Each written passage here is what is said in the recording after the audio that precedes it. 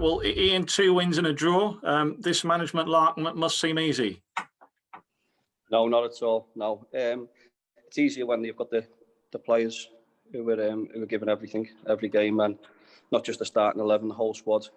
As you seen last night, everyone is hungry at the moment. Everyone's working hard for each other, and like you say, the performances and results have been great. What's pleased you most about the last couple of games? I think their application on the pitch has been great. I think they've looked together as a team. So when you're going through the difficult parts of games, they look like they're staying together as a group.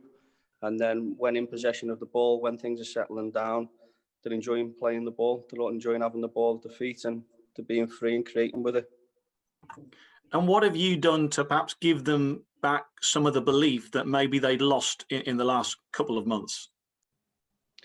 I'm not sure it's much of what I've done. I think they've took ownership themselves and done it themselves. I think I keep saying about the trauma that happened with the gaffer going after the Morecambe game. I think that gave them a big reality check of what's happened and what needs to improve. And like I say, I think the senior players, along with all the other players, have took ownership, and they knew what they needed to do moving forward, and they're starting to express themselves a bit more now, which comes with confidence of winning games. And with that comes goals, I suppose. And when any side is scoring goals, you're giving yourself more than half a chance. You must be really pleased at how you're looking up front. Yeah, it's not just up front. I think the team as a whole, when we're attacking, I think the midfield lads and the strikers were starting to get more players in the box. We're committing more players forward, and we look like we've got goals in us. That's not necessarily going to happen every game, the goals, but as long as we keep creating opportunities and getting box entries, then we're convinced that we will get goals in games. Good to see Danny Lloyd on the field. In terms of his signing, what attracted you to him, and what did you make of his first performance? I've known about Danny for a while now. When he got his move from Stockport to Peterborough, and I've been keeping an eye on him along with the whole club. The whole club's been aware of him, and he come available, and he's been in for a couple of weeks now training, and he doesn't look like he's lost any sharpness through lack of games, and he looked ready to go in the squad. And he also looked like not just the type of player, but the type of character that would fit in well with the group. The work ethic he's got and the quality he's got on the ball, I knew he'd just fit in perfectly, and last night's performance proved that. And can you say how long he's expected to be at Tranmere for? It's a short-term deal for now. I think it suited both parties in regards to we wanted to just see how he fitted into the group. He wanted to obviously prove himself. So I'm sure if he continues performing like that, there'll be another sit-down chat with him to try and get a more secured longer-term contract with him. And Morgan Ferrier was back on the field in midweek as well. When it's a player who's coming back from a few injury problems, do you have to handle him differently?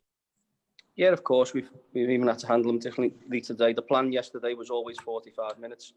I explained to him yesterday, for his return to play, 45 minutes enough. It's better than coming off the bench, because if he starts and does well, the temptation is to keep him on the pitch. And what we don't want to happen now at this point is for him to break down again. So we made sure he just got the 45 last night. And then today we've managed him again today in preparation for him to be involved Saturday in some part. Liam Ridehouse went off just after the half-hour mark on Wednesday. Can you give us an update on him? He's going to be assessed today and tomorrow. We actually don't know the extent of it yet. We're hoping it's not as bad as it first was, but we'll know more tomorrow. And depending on how the assessment goes tomorrow, we may have to go for a scan, but we're hoping not. But we won't know till tomorrow, really. What's the nature of the injury, Ian? It's his groin. As he's gone in for the tackle, as he got back up again, he felt his groin. So straight away, we wanted to get him off the pitch, whether it was serious or not. We wanted to get him off to make sure it didn't get any worse. So, like I say, these type of injuries sometimes they take a day or so to settle down, so you know the extent of them. So tomorrow we should know a lot more about it. And Kane Woolery as well. He came off at half time. Was that a tactical thing, or is there a concern there? No, he's fine. Again, the plan was always 45 minutes with him. He's been involved, coming off the bench regularly in games, so 45 was enough for him. We need to make sure, again, he's another one ready to go on Saturday. Port Vale to come. I mean, they have been in form, but they suffered a blip in the FA Cup. How are you approaching that game? Approaching it the same way we've approached the last 3 games, really, that we've got to be aware of what they're good at, but we've got to make sure that our system and our style of play is better than theirs on the day, and we perform on the day and take the game to them. We're going there to win. And as for you personally, 3 games in, unbeaten. I appreciate initially maybe you were taking each game at a time. Has that changed? Are you considering putting your hat in the ring? No, nothing's changed on that regard. I keep saying I'm in constant contact with the chairman. We speak every day. He's giving me updates as to what's happening with the position moving forward. But myself personally, I'm just working with this group of players and making sure game by game we're ready to go and win a game of football. And that's all I can do for now. And Saturday's no different. We go to Port Vale and we want to go and win the game. We're in good spirits at the moment. The confidence is up. So we want to make sure that we continue. And can I ask, is the chairman giving you any indication as to how long this arrangement may last for, or in terms of when a permanent manager may come in? No, he hasn't given me a time frame. One thing I know about the chairman is he'll make sure that the appointment's right for the football club. So however long it takes him for him to do that, I'm here and I'm always going to work hard for him and make sure that I do what I can to help the club and the team prepare for games. So it may take days, it may take weeks, I have no idea. I've just got to keep working game by game. Ian, good luck at the weekend. Thanks for talking to us. No problem. Cheers, James. Thanks. Hi. It's fairly unusual for an interim manager or a manager in an interim position to sign a player, as has happened this week, or bring a player in.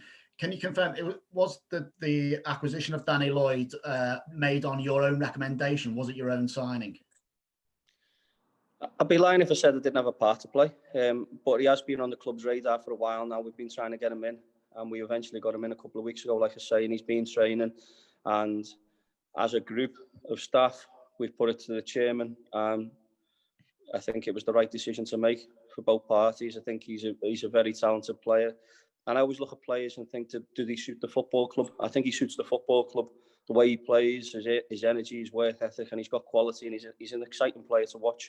So I think it's a good move for us, really. And because the fact that you brought a player in this period of uncertainty at the moment is a bit of a vote of confidence from the chairman. Have you felt yourself, your own confidence grow into this role? Because obviously you were kind of just chucked in at the deep end at a difficult time the other week. To be honest with you, I never feel like confidence have an issue with myself. I just go and do what I do to the best of my ability, and I back myself.